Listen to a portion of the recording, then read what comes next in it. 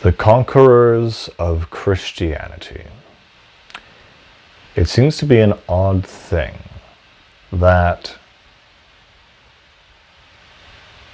most conquerors of Christian countries, starting of course with the Goths of the ancient Roman Empire and the Vikings in the 11th century who conquered England, both of these strong, robust cultures ended up converting to Christianity instead of replacing it with their own. Why is that? It seems to be very popular today in the pagan spaces that the pagan religion is a sign of strength and power. Yet, it's kind of an existential problem that those very same religions are the ones that adopted the Christian religion, the seemingly weak and maternal religion. Yet if we think back to the Crusades, Christianity was seen as anything but weak. One obvious explanation is that these conquering kings and tyrants, William the Conqueror and Theodoric the Goth, saw Christianity as a peaceful, stabilizing force that would hold together the new country or empire that they've conquered. But what I see is that Christianity is a religion that is actually extremely complex and multi-layered and highly metaphorical in such a way that it can incorporate pagan traditions and religions inside of it and continue on to develop and propagate. And it's for this reason I don't see the pagan religions of Europe or elsewhere to be actually distinct or different from Christianity. A lot of people bring up the fact that Easter is actually named after a pagan English or British deity based around fertility. Time of year, it makes sense. But then it begs the question, is anyone actually going to bother to celebrate and pray to this Easter deity? The fact that Christianity can just adopt and bring up and incorporate these other practices is just a testament to its complexity of thought and construction. So I don't see the pagan religions as something different from Christianity. I see it as really the precursors of it and how it's grown and adopted into it. Which is why personally I don't have an issue with anyone practicing paganism, as long as it doesn't bleed into anything satanic for their own sake. I think the basic premise and problem with Christianity is that it identifies love as being the most powerful and highest driving factor that actually affects people, rather than a logical or reason-based approach. It's also interesting to think that of all the religions in the world, I can't really think of any of them that are highly based on missionary work other than Christianity. Islam basically spread through conquest. Buddhism seems relegated and content with itself and open to invitation. And Judaism is entirely exclusive, so they don't want anyone to join that. And so it's so odd in Christianity that you have people that will go into foreign lands and foreign countries with almost no money just to spread the word of this religion. Not to conquer people and shove it down their throat, hopefully, but literally to be willing to go unarmed into enemy territory, willing to be tortured and killed in order to tell them. And this has proven to be pretty effective, at least in South America. And it makes you think, why does it affect people so deeply? What is it about it that even when they are conquered, the conquerors adopt it and promote that religion? You know, it's interesting. I'll go to some museums or art museums, and it'll show 15th century artworks, sculptures, and paintings. And what's striking is that usually the same painter will do both pagan and Christian art. At this point, we've had the Renaissance, and everyone has money and is kind of lifted out of poverty and free to do what they want. And you see this mixture and collage of both the ancient Greek gods and fables along with the Christian ones. And it's this beautiful kind of harmony between the old and new, as if the Greek myths were as important as the Old Testament. And even though the church was very against anything non-Christian in any form of art, it's interesting how in the Divine Comedy, even in the 1300s by Dante Alighieri, he's able to loop in the pagan symbolism and creatures, just putting them in hell. That was okay. That was kind of like a little loophole. And similarly with Faust by Goethe, he was able to put, again, all of the pagan stuff associated with the evil things and the witches and the boiling cauldrons and everything. And there's parts where they, meet ancient mythological creatures. So there's always been a sense of pagan Greek mythos that is underlined even the most Christian parts of European history. And it doesn't treat it as a one over the other, but a one in the same, that from one sprouted another massive concept. And the structure of Christianity, of the father-son sacrifice dynamic, there's nothing more intense than that. Understanding that you're sacrificing your son to take off the sins of the world is something that a lot of people say, but to actually read and sit down with the Bible and finally get all of it and finally comprehend it, it is essentially the apex of human imagination on an archetypical scale. And that's why I really don't think you can make something more complex than Christianity. As simple as it seems, the metaphors and layers above it make it far more complicated than any story you will ever see in a movie theater or anywhere else. Whether or not you believe it or not can always come later. You can always appreciate the story and for what it represents first. And again, on the pagan integration, I always like to think that the old pagan gods fit into the lore of the Nephilim in Genesis, of these great godmen who are descended from angels. You can see someone like Thor or Marduk being portrayed as these great mythological angels. In the end, when I look at paganism, it's touted for being masculine and combative.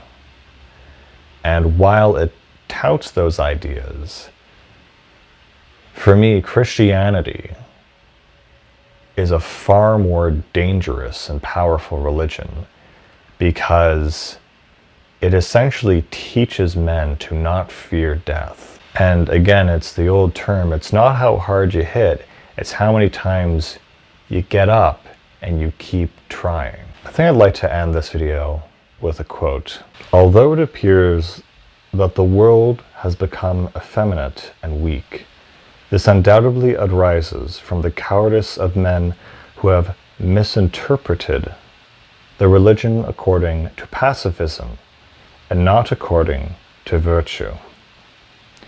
If they realized that Christianity actually permits the exaltation and defense of the fatherland, they would see that our religion wishes that we love and honor it, and that we make ourselves strong so that we can defend it.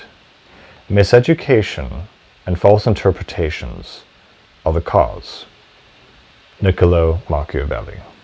Nietzsche even said that Christianity was a system of slave morality, that you only give in to pacifism because you have no choice but to.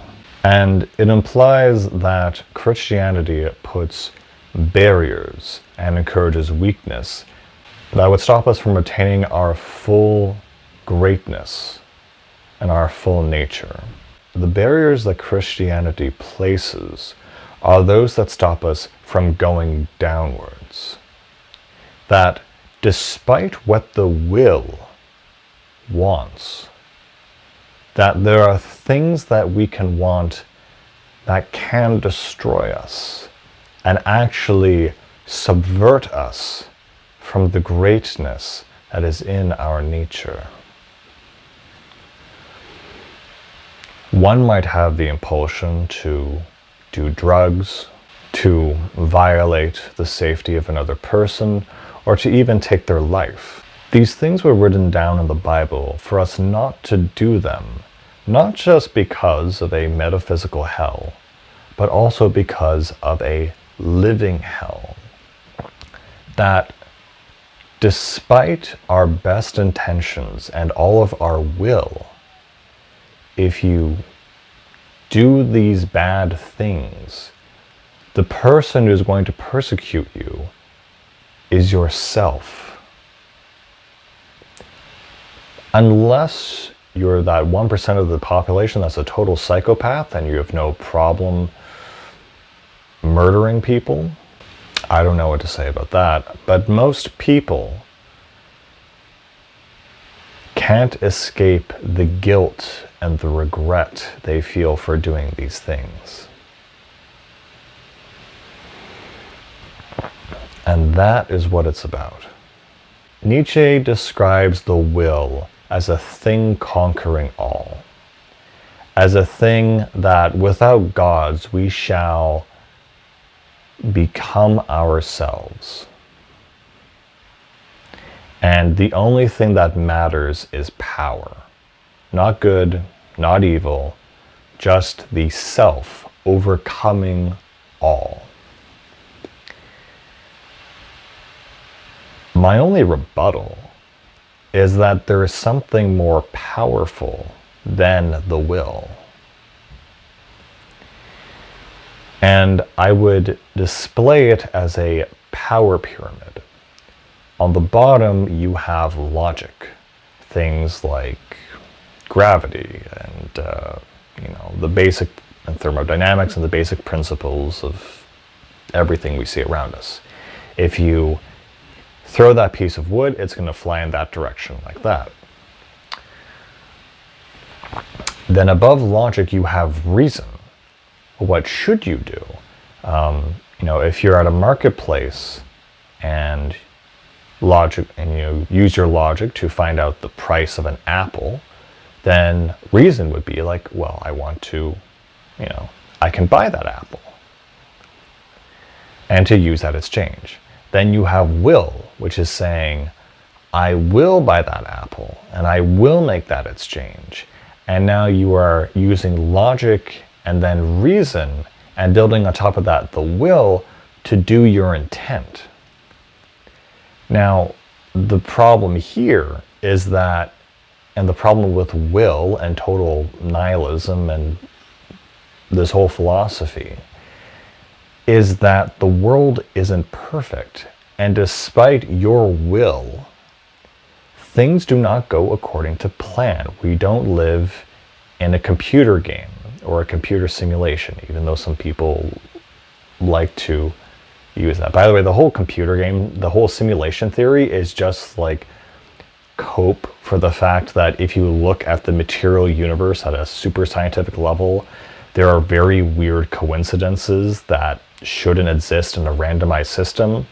And so if you don't believe in a creative designer for the universe and that everything is random and you find these patterns which shouldn't exist, the only thing you can say is like, well, I guess we're living in a simulation. There we go. That's done.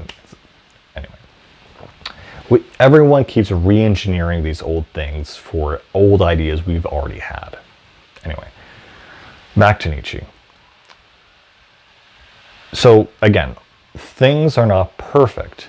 You might have the will, I'm going to go, buy that thing, but they're out of stock. I'm going to go talk to that girl. Oh, she's with her friends and she has a boyfriend, So the problem is that the will isn't guaranteed to work, but of course it's necessary for us to function. Like, you need to have willpower and intent and the ability to do things, obviously. So what is above will? Belief.